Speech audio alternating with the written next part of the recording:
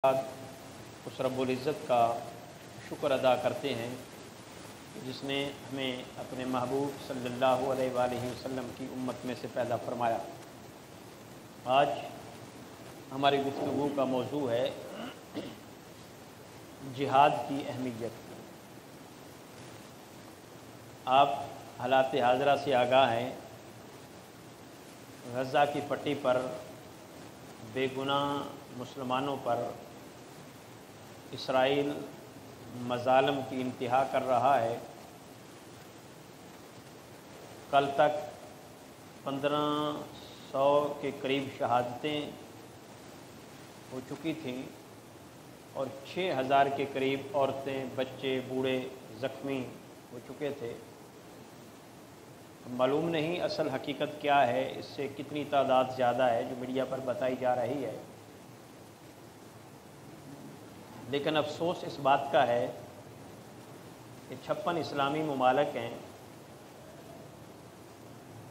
और हजूर नबी मुकर्रम सल्लल्लाहु अलैहि वसल्लम ने फरमाया था कि मुसलमान जिस्म वाहिद की मानद हैं।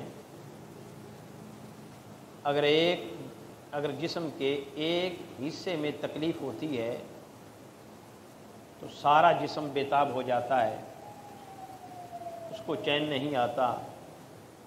तो 1.5 अरब अफराद पर मुश्तमिल मुसलमानों का जिस्म वाहिद है, लेकिन चंद लोग मज़ालिम का शिकार हो रहे हैं और चंद ममालिक के सिवा पूरी उम्मत मुस्लिमा बेहिसी का शिकार है, बेहमीयती का शिकार है, अपने फरीज़ाए जिहाद को भूल चुकी है।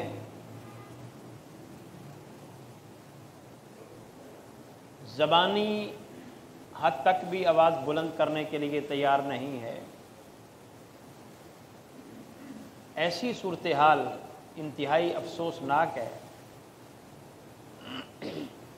अब देखना ये है कि क्या ऐसे हालात में खामोश रहना ये ईमान है या किरदार अदा करना असल ईमान है। अल्लाह जल्ल मजदहू ने इरशाद फरमाया, इन्नल्लाह युहिब्बुल लज़ीना युक़ातिलूना फ़ी सबीलिही, बेशक अल्लाह उन लोगों को पसंद करता है जो क़याम अमन और तकरीम इंसानियत के लिए अल्लाह के रास्ते में लड़ते हैं। अल्लाह उनको पसंद करता है। अब हम बहसीयत मोमन जन्नत के तलबगार हैं, जन्नत की आरज़ूमंद हैं, जन्नत की ख्वाहिश करते हैं। लेकिन मेरे हजूर नबी मुकर्रम सल्लल्लाहु अलैहि वसल्लम ने फरमाया कि जन्नत तलवारों के साए के नीचे है।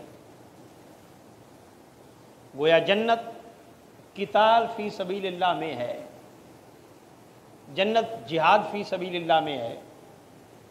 और यहाँ तक फरमा दिया कि वजाहिदू फ़ी सबीलिही लअल्लकुम तुफ़्लिहून, सूरह मायदा में है कि तुम अल्लाह के रास्ते में जिहाद करो ताकि कामयाब हो जाओ।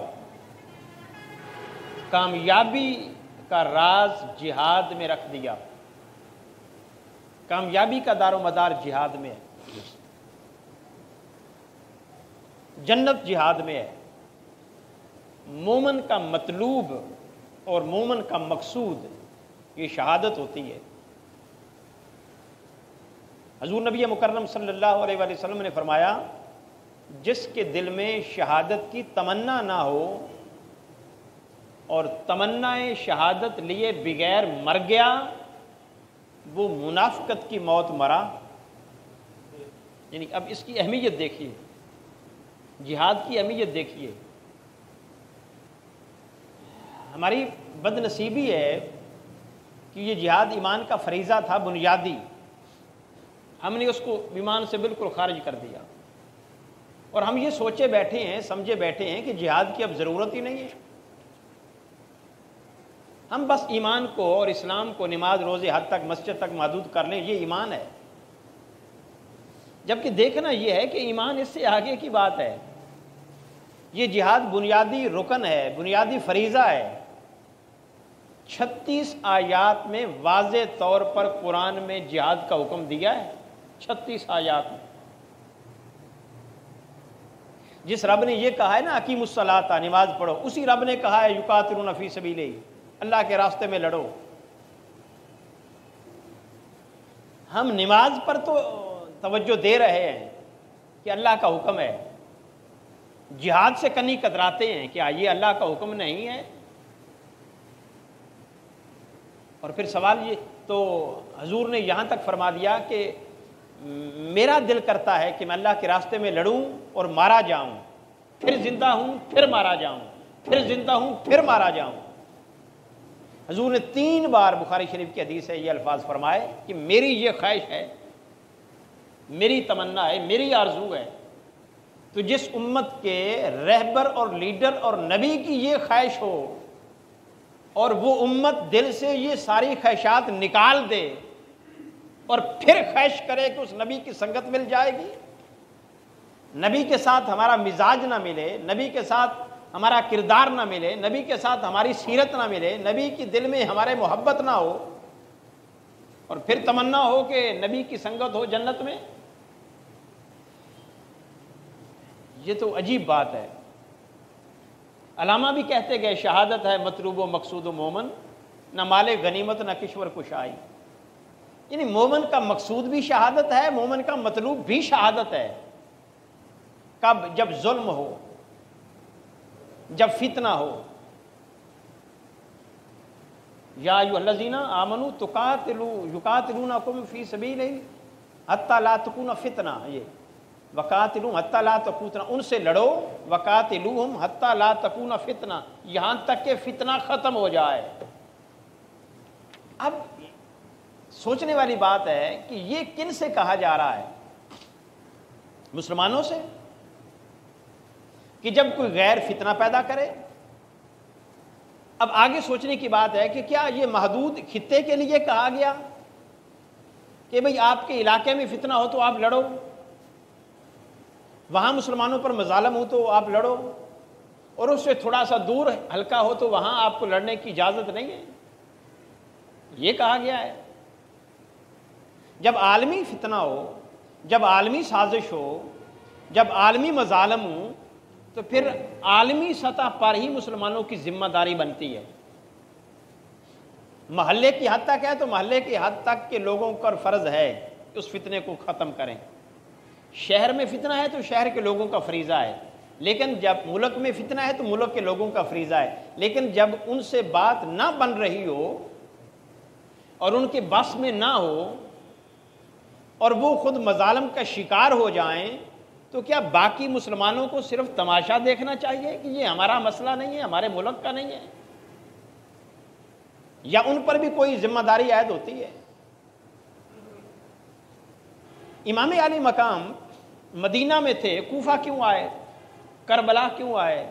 سینکڑوں میل کا فاصلہ ہے۔ یہ سوچ سکتے تھے کہ میرا کام تو بس مدینہ کے لوگوں کے ساتھ ہے، اتنا سفر کیوں کیا؟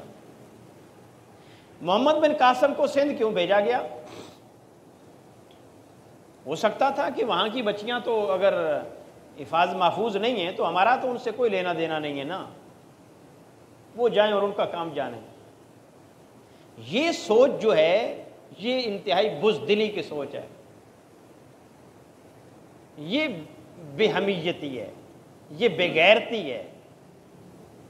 اور افسوس کے ساتھ کہنا پڑ رہا ہے کہ پوری امت اس وقت، امت سے مراد اکثریت امت کی، اسی سوچ میں مبتلا ہے۔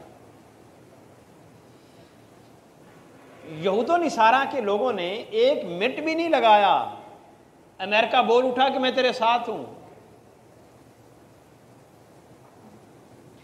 آج وہ جا رہا ہے، ان کا وزیر دفاع بھی جا رہا ہے، وزرائے خارجہ جا رہے ہیں مختلف ممالک کی، اسرائیل میں، جرمنی جا رہا ہے، فرانس جا رہا ہے، 2-4 اور ملک بھی جا رہے ہیں، 7-8 ممالک جا رہے ہیں، یورپی یونین کے وزراء جا رہے ہیں اسرائیل میں، ان کے ساتھ اظہار یکجہتی کرنے کے لیے۔ سوال ہے کہ کیا مسلمان آج جمعہ کی نماز ہی پڑھیں گے؟ صرف یہ کیوں نہیں جا رہا ہے فلسطین؟ سوچنے والی بات ہے. ان کی کوئی ذمہ داری نہیں، ان کا تو کوئی دینی رشتہ بھی ان کے ساتھ نہیں. وہ عیسائی ہیں، وہ یہودی ہیں، اور ان کی اگر تاریخ کو دیکھیں پیچھے جا کر تو ایک دوسرے کے دشمن ہیں. یہ ہمارا تو ان کے ساتھ دینی رشتہ ہے. المسلم و خل مسلم، مسلمان مسلمان کا بھائی ہے، ہمارے تو بھائی ہیں. ہم نہیں جا رہے، ہاتھوں پہ ہاتھ دھرے بیٹھے ہیں. اور علماء کہتے ہیں میری زندگی کا مقصد تیرے دین کی سرفرازی، میں اسی لیے ہوں مسلمان، میں اس لیے ہوں نمازی. کیا اب بھی ہے ہماری زندگی کا مقصد تیرے دین کی سرفرازی؟ جب دینداروں کو چن چن کے مارا جائے گا، ان کو ذلیل کیا جائے گا، ان کو بے عزت کیا جائے گا، اور ان کا کوئی پرسانی حال نہیں ہوگا، اور ان کی زبانی مدد بھی کرنے کو کوئی تیار نہیں ہوگا، تو اب بھی دین سرفراز ہے؟ جب دین کمزور ہوگا تو پھر ہم اٹھیں گے اس کو سرفراز کرنے کے لیے. اب کوئی کمزوری میں کمی رہ گئی ہے؟ ابھی مزید کمزور ہونا ہے ہم نے. تو یہ ہماری ذمہ داری ہے. وہ علامہ اقبال ایک مقام پر کہتے ہیں کہ عثمانیوں پر کوہ غم ٹوٹا تو کیا غم، عثمانیوں پر کوہ غم ٹوٹا تو کیا غم، خونے 100,000 انجم سے ہوتی ہے سحر پیدا. یعنی اگر یہ مسائل آ رہے ہیں تو امت کو اٹھنا چاہیے کہ 1000 ہاں جو ستارے ہیں وہ مرتے ہیں تو سحر ہوتی ہے. یہ جہاد سے بھاگنا نہیں چاہیے، ان کا مقصد یہ. سحر پھر ہی ہوگی، ظلم کی تاریخ رات پھر ہی ختم ہوگی جب ہم اٹھیں گے. اور پھر وہ کہتے ہیں کہ آسا نہ ہو تو کار کلیمی ہے بے بنیاد. یعنی حضرت موسیٰ علیہ السلام کے پاس فقط دعوت نہیں تھی، ان کے پاس آسا بھی تھا ان کے پاس. اور وہ ڈرے کس سے تھے؟ آواز سے ڈرے تھے نہیں، آسے سے ڈرے تھے. وہ جب سانپ بن گیا تھا تو اسی سے ڈرے تھے. وہ تو زبان سے للکار ہو اور پھر ساتھ آسا بھی ہو، ہتھیار بھی ہو، کہ اگر زبان سے نہیں مانو گے تو پھر دوسرا حربہ بھی ہم جانتے ہیں، لاتوں کے بھوت باتوں سے مانا نہیں کرتے. تو دونوں باتیں کہیں، لیکن ہم تو بات کرنے کے لیے بھی تیار نہیں. رونا اس بات کا ہے، ہم تو بولنے کے لیے بھی تیار نہیں. اور اس کی اہمیت کتنی ہے. اللہ جل مجدہ فرماتے ہیں والذی ارسل رسولہ بالہدی ودین الحق لیظہرہ علی الدین کلہ ولو کرہ المشرکون. ہم نے رسول کو بھیجا اس لیے ہے کہ دین کو غالب کرے، اگرچہ یہ کافروں اور مشرکوں کو ناگواری کیوں نہ گزرے.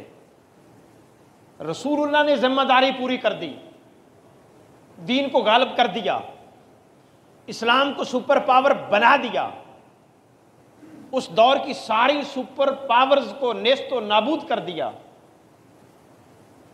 یہ 25 سال بھی نہیں. ریاست مدینہ جب بنی 10 سال میرے نبی مکرم سربراہ رہے، 2.5 سال حضرت صدیق اکبر کا دور ہے، اور آگے جب فاروق اعظم کا دور آیا 12.5 سال کے بعد، تو حضرت فاروق اعظم کے 3-4 سال میں پھر یہ روم اور ایران شکست ہو گئے، ان کو شکست ہو گئی تھی، اسلام سپر پاور بن گیا تھا. گویا آقا علیہ السلام نے جب سے اقتدار سنبھالا ریاست مدینہ کا، تب سے لے کر 15-16 سال کے اندر اندر اسلام کو سپر پاور بنا دیا. حضور کے تو ساتھیوں نے تو اسلام کو غالب کر دیا. اب امت پر جب بات آئی تو امت کمزور ہو گئی، امت بزدلی کا شکار ہو گئی. امت نے یہودیوں کو پھر اپنا دوست بنا لیا، نصرانیوں کو دوست بنا لیا. حالانکہ اللہ جل مجدہ فرماتے ہیں یہ دوست ان کو نہ بناؤ جو تمہارے دوست نہیں ہو سکتے. کہ واضح فرمایا یا ایھا الذین آمنوا لا تتخذوا الذین اتخذوا دینکم ہزوا. یہ تمہارے دین کو مذاق بناتے ہیں، یہ تمہارے دین کو مذاق بناتے ہیں، یہ تمہارے دوست کیسے ہو سکتے ہیں. اور ایک مقام پر فرمایا ان کو دوست بناؤ ہی نہ، وہ آپس میں دوست ہیں، تمہارے دوست نہیں، وہ تمہارا مذاق اڑاتے ہیں۔ تو فرمایا یا ایھا الذین آمنوا ھل ادلکم علی تجارۃ تنجیکم من عذاب علیم۔ اب آ جائیں، ہم جو سوچے بیٹھے ہیں کہ ہم نے جنت نمازوں سے ہی لینی ہے، ہم نے روزے رکھ کر ہی جنت لینی ہے، ہمارا مائنڈ سیٹ ہوا ہے یہاں پہ۔ لیکن اللہ جل مجدہ فرماتا ہے اے ایمان والو ھل ادلکم علی تجارۃ، میں تمہیں وہ تجارت نہ بتا دوں تنجیکم من عذاب علیم، جو تمہیں دردناک عذاب سے بچا لے؟ میں تمہیں وہ تجارت نہ بتا دوں جو تمہیں دردناک عذاب سے بچا لے؟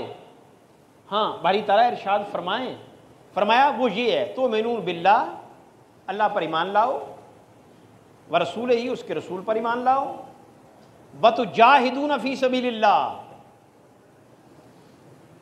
اور اللہ کے راستے میں جہاد کرو۔ اللہ پر ایمان لانے سے مراد نماز روزہ آ گیا نا،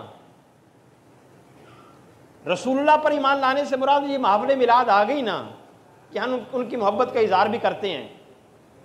آگے بھی بات ہو رہی ہے تجاہدون فی سبیلہ، اب اللہ کے راستے میں جہاد بھی کرو۔ کب؟ جب تم پر ظلم ہو رہا ہو، جب تمہارے لوگوں کو مارا جا رہا ہو، جب ان کا راشن پانی بند کیا جا رہا ہو۔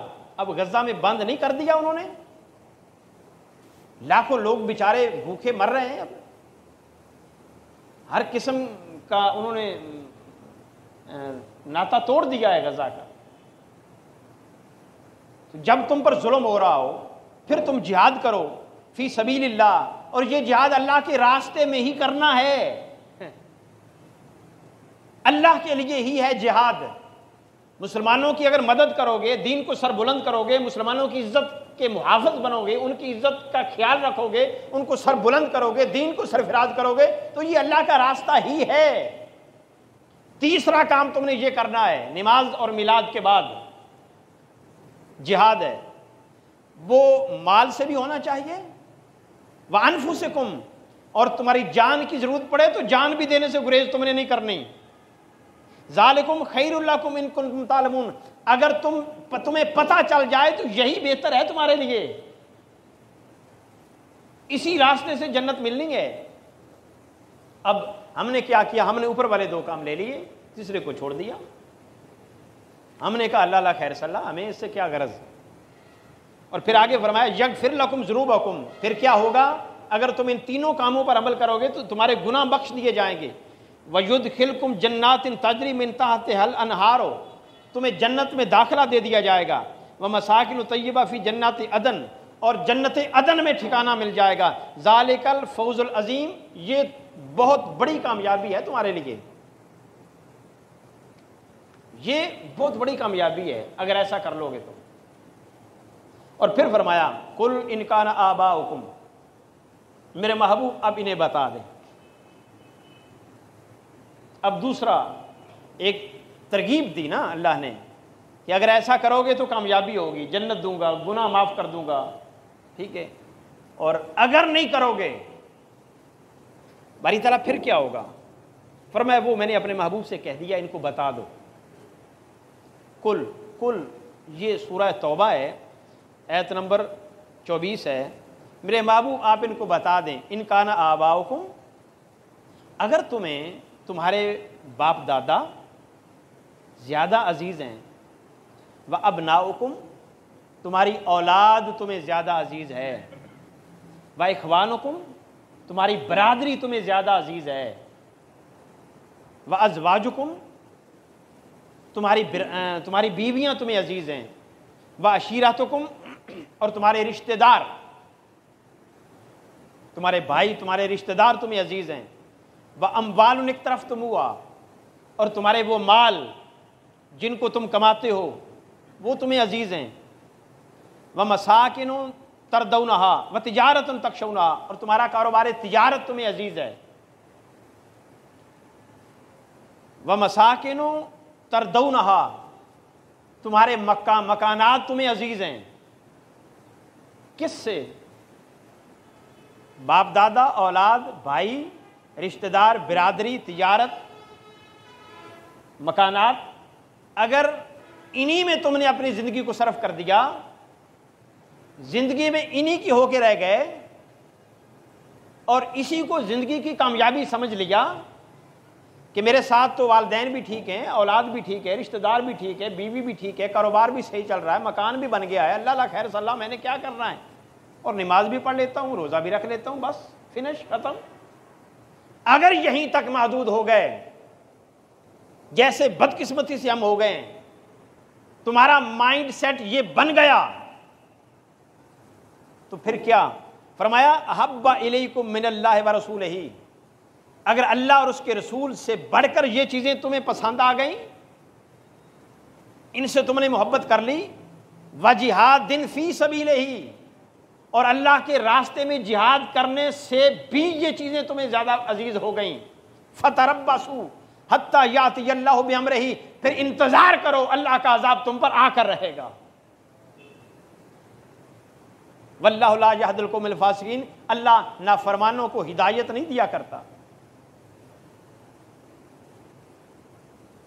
اب مجھے بتائیں ہم کیوں نہیں بول رہے؟ ڈر ہے، خوف ہے، یا اپنے کاروبار عزیز ہیں، اپنی جان عزیز ہے، اپنے مال عزیز ہیں؟ کیا وجہ ہے کیوں نہیں بول رہے؟ ہماری نمائندہ ہماری حکومت ہے نا، اس کو بولنا چاہیے تھا نا۔ ایران والے بولے ہیں نا، لبنان بولا ہے نا، ترکی نے بھی کچھ بیان دیا ہے نا، سعودی عرب بھی بڑا موٹا چلو کہہ رہا ہے نا، ہم تو بالکل گونگے ہو گئے، ہم تو بول ہی نہیں رہے کہ پتہ نہیں کیا ہوگا۔ بھارت نے پہلے دن ہی کہا ہے کہ میں اسرائیل کے ساتھ ہوں، ارے تمہارا دشمن بھارت ہے، وہ ہو گیا، اب تم کہو ہم فلسطین کے ساتھ ہیں۔ اسرائیل کو تم مانتے نہیں ہو، فلسطین کا ساتھ نہیں دیتے، تم کرتے کیا ہو؟ اس پر فخر کرتے ہو کہ ہم نے اسرائیل کو نہیں مانا، بھئی اب مان ہی رہے ہو ان کو، نہ ماننا کیا ہوتا ہے، وہ بھی مان لو، سفیر بھیج دو۔ اگر نہ مان کر یہی آپ نے انہی کا ساتھ دینا ہے، ان کے خلاف زبان بھی نہیں کھولنی، گونگے بن کے رہنا ہے، تو پھر مان لو۔ یہ دھوکہ کیوں دیتے ہو؟ یہ قوم کے ساتھ فراڈ کیوں کرتے ہو؟ اندر کھاتے مانے ہوئے ہو، یہ منافقت کیوں کرتے ہو؟ فلسطین کا ساتھ دینے کا اعلان تم نے کیوں نہیں کیا؟ انڈیا دے رہا ہے ساتھ کھل کر، تم کیوں مر گئے؟ سوال بنتا ہے نا بھائی۔ زبان کی ابھی تو تمہاری جنگ تو نہیں ہونی تھی نا، زبانی کہنا تھا، اور جنگ کی نوبت بھی شاید نہ آتی، یعنی زبانی کلامی بھی تمہاری اندر جرت نہیں ہے۔ 70% کھا گئے بجٹ، پھر بھی نہیں بول رہے، ساری کمانڈ تمہارے ہاتھ میں ہے، پھر بھی نہیں بول رہے۔ 48 ملکوں کا ایک لشکر بنا تھا جس کی قیادت پاکستان کے پاس تھی، وہ بھی گونگا ہو گیا، وہ بھی گھر میں چھپ گیا، وہ بھی نہیں بول رہا۔ تو پھر کس ایمان کی بات ہم کرتے ہیں، کس جمعے کی بات کرتے ہیں، یہ کس منہ سے آئے ہیں خدا کے گھر میں حاضری کے لیے؟ شرم نہیں آتی ہمیں؟ باری تعالیٰ ہمارے ساتھی مر رہے ہیں، تیرے بندے مر رہے ہیں، بچے یتیم ہو رہے ہیں، وہ زخمی ہو رہے ہیں، وہ بھوکے پیاسے مر رہے ہیں، ان کو دوائی نہیں، ہم تیرے سامنے تیرا شکر ادا کرنے کے لیے جمعے کے دن آئے ہیں۔ یہ کس بات کا شکر ادا کرنے آئے ہیں ہم؟ ہمارا ضمیر ہمیں ملامت نہیں کرتا کہ باری تعالیٰ کس منہ سے تیرے بارگاہ میں آئے الحمدللہ کہیں، شکر ادا کریں تیرا؟ کس بات کا شکر؟ کیا کیا ہم نے؟ تو نے کہا تھا جہاد کرو، تو نے کہا تھا انسانیت کو امن کا راستہ دو، جو فتنہ پیدا کرے اس کو روکو، اس کے خلاف کھڑے ہو جاؤ، وہ تو ہم کرنے کو تیار نہیں۔ مسجد میں منہ اٹھا کر آ گئے، کیوں؟ اللہ کو اس چیز کی ضرورت ہے ہماری؟ ہمارے نبی مکرم صلی اللہ علیہ وآلہ وسلم نے 10 سال مسجد میں نہیں گزارے، میدانوں میں گزارے ہیں، بدر میں گزارے، احد میں، خندق میں، خیبر میں، تبوک میں، موتا میں، تاجدار کائنات نے وہاں۔ ہم نے کیا کیا؟ زندگی کے 40-50 سال ہو گئے، ہم تو بولے ہی نہیں ظلم کے خلاف، اور پھر بھی پکے مومن ہیں۔ کوئی شک کرے تو ہم اس کو کافر نہ قرار دے دیں؟ کہ ہمارے ایمان پہ ہو، مسلمانی پہ ہو، ہمارے جنتی ہونے پہ شک کرتے ہو؟ اور جنت کہاں ہے؟ جنت تو جہاد میں رکھی میرے مولا نے، جنت تو ادھر ہے۔ ہم اس کو تو موضوع بحث بناتے ہی نہیں، بدقسمتی سے ہم نے اس کو کبھی چھیڑا ہی نہیں، ہم نے اس طرف کبھی دھیان ہی نہیں دیا کہ کوئی جہاد بھی کوئی دین ہے۔ یہ ہمارا موضوع ہی نہیں ہے، یہ ہمارا مطمع نظر ہی نہیں ہے۔ ہم تو چاپلوس لوگ ہیں، خوشامد پرست ہیں، کیا کریں ہم؟ وہ آپ نے وہ پڑھا ہوگا، یہ جب افغانستان کی جنگ ہو رہی تھی تو ہم ان کے ساتھ تھے، اتحادی مسلمانوں کے ساتھ نہیں تھے، ہم دوسروں کے ساتھ تھے، یہود و نصارہ کے ساتھ تھے۔ ہمیں فخر بھی تھا کہ شکر الحمدللہ تو نے ہماری سنگت قبول کر لی۔ ہم فخری انداز میں کہتے تھے کہ ہم تمہارے ساتھ ہیں۔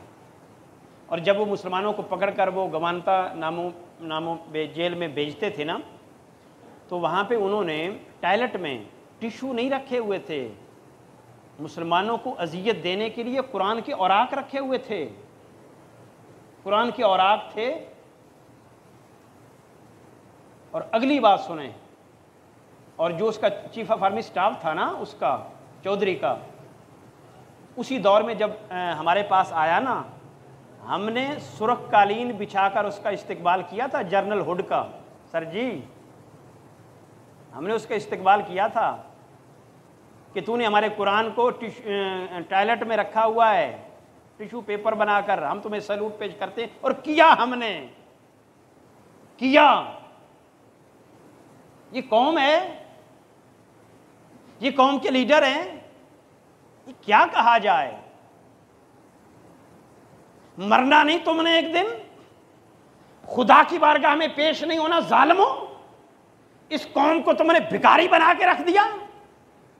یہ حسین کو ماننے والی قوم تھی، جرأت مند قوم تھی، تم نے اس کو بزدل بنا کے رکھ دیا۔ اپنے چند ٹکوں کی خاطر تم نے اس قوم کا زمین بیچ دیا، اس قوم کو غلام بنا کے رکھ دیا۔ تمہیں شرم نہیں آتی؟ زندہ قوم کو مردہ قوم بنا دیا، اس کی غیرت کو تباہ کر دیا، اس کی حمیت کو تباہ کر دیا، اس کو چاپلوس بنا دیا۔ غیروں سے ڈالر لے کر اس قوم کو کہتے ہو جشن مناؤ۔ جہنمیوں نے تمہیں ڈالر دیے ہیں تاکہ تم جنت کما سکو، شرم نہیں آتی؟ کیا کیا جائے؟ کیا کرنا چاہیے؟ کہاں روئیں، کہاں بولیں، کس کو دکھ سنائیں؟ اے خاصان رسول، وقت دعا ہے تیری امت پہ، تیری امت پہ آ کے عجب وقت پڑا ہے۔ فریاد ہے اے کشتی ملت کے نگہباں، بیڑا یہ تباہی کے قریب آن لگا ہے۔ آج فلسطین کے مسلمان ہمیں پکار رہے ہیں، اور میرے حضور نے فرمایا تھا کہ جب ظلم کو دیکھو تو ہاتھ سے روکو، ہاتھ سے روکنے کی استطاعت نہیں رکھتے تو زبان سے روکو، اور زبان سے روکنے کی بھی تمہارے اندر طاقت نہیں ہے تو دل سے نفرت تو کرو۔ اب نہ تو ہم زبان سے ہاتھ سے روکتے ہیں، نہ زبان سے، اور ہم اپنے آقاؤں سے نفرت کا اظہار بھی کرنے کے لیے تیار، پھر کہتے ہیں ہم غلام نہیں ہیں۔ غلام نہیں ہیں تو ہو کیا؟ زندہ قوم ہے، شرم نہیں آتی خود کو کہتے ہوئے زندہ قوم؟ جشن آزادی بناتے ہوئے ڈوب نہیں مرتے تم اپنی مرضی سے ایک سٹیٹمنٹ نہیں دے رہے کہ ہم فلسطینیوں کے ساتھ ہیں، ایک جھوٹا بیان ہی نہیں دے رہے تم، حالانکہ پتا ہے کہ تم ساتھ نہیں ہو، چلو منہ زبانیں ہی کہہ دو، پھر بھی جنتی۔ اور میرے حضور نے فرمایا وہ جو نفرت کرنا ہے نا، وہ ایمان کا کمزور ترین درجہ ہے، وہ ایمان کا کمزور ترین درجہ ہے۔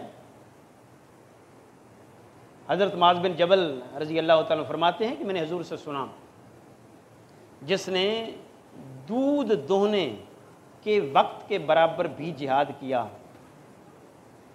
اب دودھ دوہنے میں کتنا دیر لگتا ہے؟ 5-7 منٹ۔ دودھ دوہنے کے وقت کے برابر بھی جہاد کیا، میرے حضور نے فرمایا جنت اس پر واجب ہو گئی۔ جنت واجب ہو گئی۔ اور وہ تو خود فرماتا ہے کہ اگر میرے راستے میں کوئی مارا جائے جہاد کرتا ہوا تو اس کو مردہ نہ کہو، بل احیاء، بلکہ وہ زندہ ہیں۔ میری غیرت یہ گوارا نہیں کرتی کہ کوئی ان کو مردہ کہے جو میرے راستے میں مارا جائے۔ اتنی بڑی باتیں کی، پھر بھی جذبہ نہیں پیدا ہو رہا ہمارے اندر۔ اور حضور نے فرمایا کہ جو شخص لڑتا ہوا مارا جائے، کل قیامت کے دن وہ ڈیمانڈ کرے گا کہ باری تعالیٰ مجھے جنت میں لذت نہیں آ رہی۔ پوچھا جائے گا فرشتوں سے پوچھو کیوں؟ پوچھا جائے گا تو وہ کہیں گے کہ ہم نے جو لذت پائی تھی نا تیرے راستے میں جان دیتے ہوئے، ادھر تلوار چلی تھی، ادھر ہمارا سر تن سے جدا ہوا تھا، تو پردے اٹھے تھے، مولا نے اپنے دیدار کی لذت سے نوازا تھا، وہ لذت نہیں مل رہی، جو سکون ملا تھا وہ نہیں ہے۔ پوچھا ان سے پوچھو کیا چاہتے ہیں؟ جب فرشتے پوچھیں گے تو وہ کہیں گے باری تعالیٰ یہ چاہتے ہیں کہ دوبارہ پلٹ کے جائیں، پھر ظالموں سے لڑیں، پھر مشرکوں سے لڑیں، پھر فتنہ پروروں سے لڑیں، پھر قاتلوں سے لڑیں، اور تیرے راستے میں لڑتے لڑتے مارے جائیں، پھر تو پردے اٹھا کر ہمیں دیدار کی لذت عطا کرے۔ بس وہ لذت چاہیے جو جنت میں بھی نہیں۔ اللہ فرمائے گا اب یہ تو ممکن نہیں ہے کہ میں دوبارہ دنیا میں بھیجوں، ہاں ان کے لیے سما کر دو، ان کو الگ کرو، میں اپنے پردے اٹھا کر انہیں دیدار عطا کرتا ہوں۔ اللہ پردہ اٹھا کر دیدار کی لذت سے روشناس کرائے گا۔ تو اتنی دیدار کی لذت ہے، ہم بھول گئے، وہ لذت بھی بھول گئے۔ ہمارا نبی 3 بار کہے کہ میری خواہش ہے کہ میں مارا جاؤں پھر زندہ ہوں، پھر مارا جاؤں پھر زندہ ہوں، اور اس نبی کی امت خاموش ہو جائے، نام بھی نہ لے جہاد کا، نہ اس کی مسجد سے آواز نکلے جہاد کی، نہ ممبروں سے نکلے جہاد کی، نہ میلاد کے پروگراموں سے جہاد کی بات ہو، نہ ختم درود سے جہاد کی بات ہو، وہ جہاد کے حوالے سے کٹ آف ہو جائے۔ انگریز نے کہا تھا جہاد کی بات تم نے نہیں کرنی، چونکہ مسلم کا جہاد ہمارے خلاف ہوگا۔ ہم نے کہا آقا جیسی آپ کہتے ہیں ویسے کریں گے، مجلسیں سجاؤ، بس اس میں اللہ اور اس کے رسول کی دیگر چیزوں کا نام لو، جہاد کے حکم کی بات نہیں کرنی۔ ہم نے کہا نہیں کرتے، نہیں کی 1% بھی نہیں ہو رہی۔ ایسے لگتا ہے کہ جیسے جہاد تو فریضہ ہے ہی نہیں۔ یہ مرزا قادیانی کو کیوں پوچھتے ہیں ہم؟ اس کو کھڑا ہی اس لیے کیا گیا تھا کہ یہ جہاد ختم کروائے، اور اس نے پھر کیا، اس نے کہا کہ اب اسلام میں جہاد نہیں رہا، اب ضرورت ہی نہیں رہی۔ تو ہم کہتے ہیں جی نبی نے، بھائی اس نے جو کام کرنا تھا کر دیا، انگریز نے جو اس سے کام لینا تھا لے لیا، وہ جہاد کے خاتمے کے فتویٰ لینا چاہتا تھا دے دیا اس نے، اور پھر ہمارے لوگوں نے بھی دے دیے، نتیجتاً ہم جہاد سے دستبردار ہو گئے۔ ہم نے کہا اب جو چاہے ہمیں ماریں پیٹیں گالی دیں جو مرضی کریں، ہم تمہارے ساتھ۔ افسوس، دعا ہے اللہ جل مجدہ ہمارے حال پر لطف و کرم فرمائے۔ وآخر دعوانا ان الحمدللہ رب العالمین۔